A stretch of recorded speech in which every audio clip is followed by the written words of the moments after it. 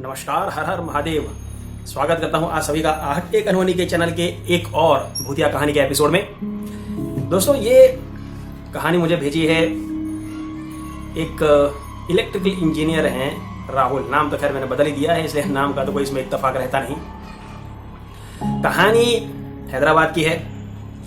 अब जो कहानी कह रहा हूं इसको ध्यान से सुनिएगा और आपके साथ में भी इसे रिलेट करते जाइएगा, क्योंकि मैंने ऐसा मार्क किया है और मैं बहुत सी ऐसे हॉरर कहानी के यूट्यूबर्स जितने भी हैं उनके कई लोगों के मैं वीडियोस देखता रहता हूं, तो उसमें भी पता चलता है कि वाकई में आजकल बेवकूफ़ाना हरकतें लोगों की बहुत ज़्यादा ही बढ़ती जा रही हैं, और वो भी खास करके जो सो कोल्ड पढ़े लिखे हुए हैं उन लोगों की बात कर रहा हूँ। जैसे हमारी आज की कहानी के जो सो कोल्ड हीरो हैं राहुल, वो भी इन्हीं में से एक हैं। इनके कहने के हिसाब से इन्होंने YouTube पर ही एक वीडियो देखा था, जिस वीडियो में किसी बहुत बड़े महात्मा हैं, महात्मा ही कहूँगा, उन महात्मा भाई साहब ने ऐसा कहा कि आप, अब देखिए ये मुझे पता नहीं है कि ऐसा कहना नहीं चाहिए या कहना चाहिए यहाँ पर इस वीडियो में। YouTube में ये सारी बातें कहनी अलाउड है या नहीं अलाउड है मुझे पता नहीं है, लेकिन मुझे कहानी में बताया गया है तो मैं बताऊंगा ज़रूर यहाँ पर, कि आपको पता है कि मुझे छुपाने की आदत नहीं है।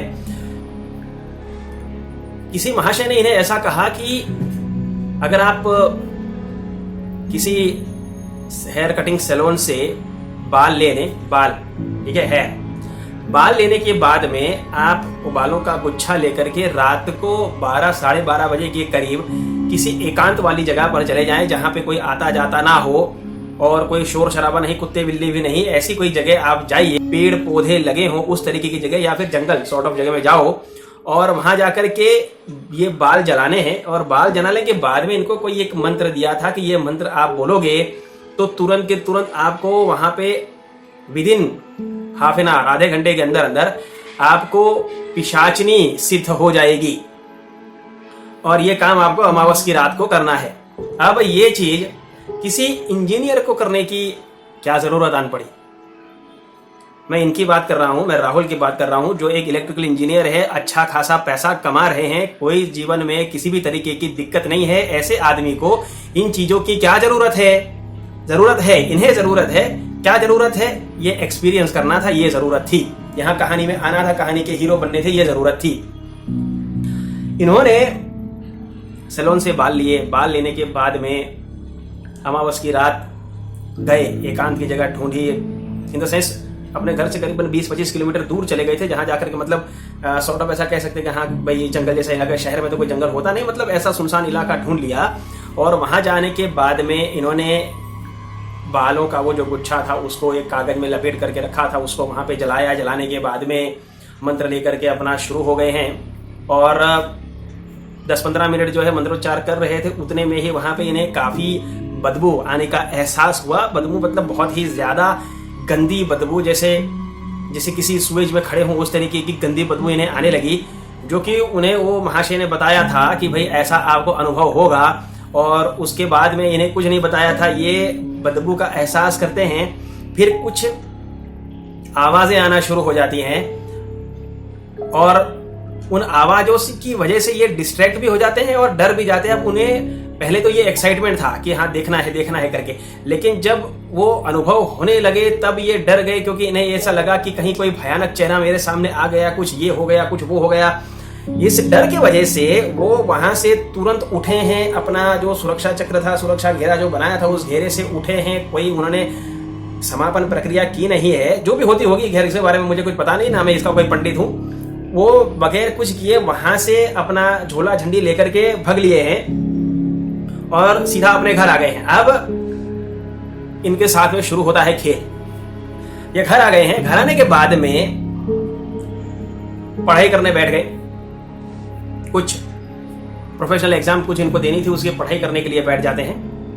तभी अचानक इन्हें एक प्रेजेंस महसूस हुई अपने कमरे में, लेकिन अब ये कुछ समझ पाते नहीं पाते उसके पहले, क्योंकि बेड पर अपने, इनका कहना था कि एक यूं बेड पर लेटे हुए थे, बाजू में किताब थी और किताब लेकर के यूं पढ़ रहे थे। तो अचानक जैसे उनको ऐसा लगा कि कोई चीज आई और इनके ऊपर बैठ गई है, इनके कंधे से यूं करके इनको सीधा किया है, और इनको ऐसा लगा है जैसे उनकी पूरी बॉडी कवर हो गई है, कोई आकर के बैठ गया, हाथ इनके यूं हो गए हैं। और ये हाथ को यूं यूं हिला नहीं पा रहे हैं और बड़ी मुश्किल से इनका सर खाली यूं ऐसा ऐसा करके थोड़ा सा सर ऐसा यूं घुमा है, पांव जकड़े हुए हैं, हाथ जकड़ा हुआ है, सांस लेने में दिक्कत हो रही है, समझ नहीं पा रहे हैं ये कि इनके साथ में हो क्या रहा है।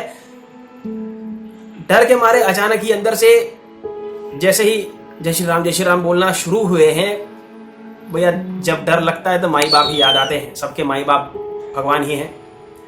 उन्हीं बाप को याद किया, तभी शरीर से वो चीज उठने का एहसास हुआ, इनकी बॉडी रिलैक्स हो गई। अब ये उठे हैं क्योंकि इनको दिखा नहीं। ना देखने की वजह से इन्हें इतना ज्यादा डर नहीं लगा, क्योंकि डर देखने में ही ज्यादा दिखाई देता है। जब आप किसी चीज को देखते हैं जो डरावनी है तो आपका डर 100 गुना हो जाता है। यहाँ पे इन्हें यह अनुभव हुआ है, इन्हें दबोच लिया गया था, लेकिन इन्हें दिखा नहीं है कुछ भी। ये बिल्कुल पसीने से तरबतर हो चुके थे। उठे, तुरंत वहां से पानी पिया, पानी पीने के बाद में लेटे हैं। लेटने के आधा 1 घंटा हुआ होगा और ये एहसास हुआ, क्योंकि ये जग रहे थे, सो नहीं रहे थे। डर तो उनके ऊपर हावी हो ही चुका था, क्योंकि जो अनुभव हुआ था वो कैसे भूल जाएं, और जो कांड करके आए थे वो कैसे भूल जाएंगे।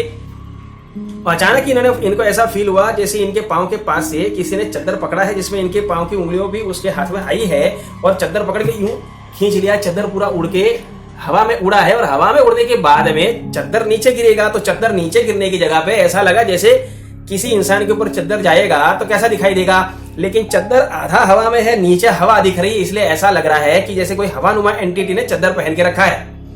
अब भैया इनकी सिट्टी पिट्टी गुल हो गई है। ये चिल्लाए हैं, चिल्ला करके घर से भागे हैं, अपना बेडरूम का दरवाजा खोल करके हॉल में अपने पहुंचे हैं। हॉल में पहुंचते पहुंचते तो ये बेहोश हो चुके हैं।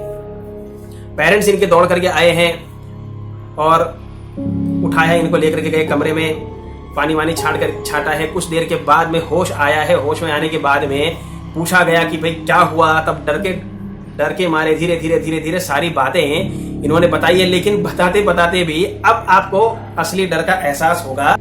ये बताना चाह रहे हैं कि मेरे साथ क्या हो रहा है, लेकिन कैसे बताएं, क्योंकि जिसके बारे में वो बताना चाहता है वो अब उनको उनके पेरेंट्स के पीछे खड़ी हुई दिख रही है। वो उसे देख पा रहे हैं कि उनके पेरेंट्स के पीछे वो खड़ी है, वो ये वही खड़ी है जिसको कांड करके आप लेकर के घर पे आए हो। अब वो कैसे बताएं?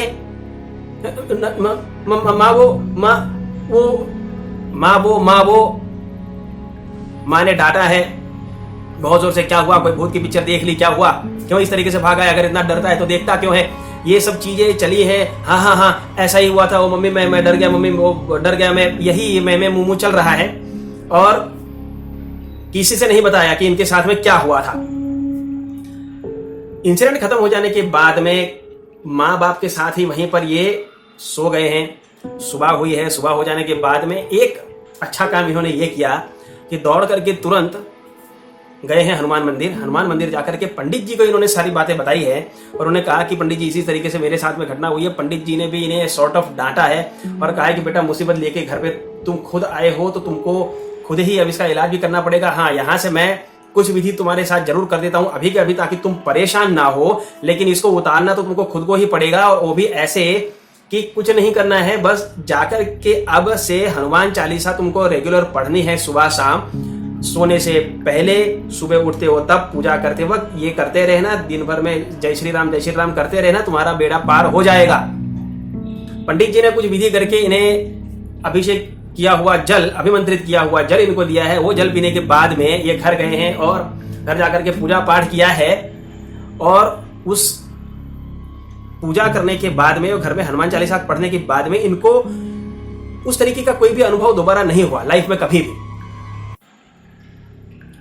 दोस्तों, जब किसी चीज के बारे में पता ना हो, ये जो प्रेतों की दुनिया है, इस दुनिया के बारे में आप कुछ नहीं जानते हो, हम कुछ नहीं जानते हैं, कोई कुछ नहीं जानता है। उतना ही जानता है जिसका जितना अनुभव होता है।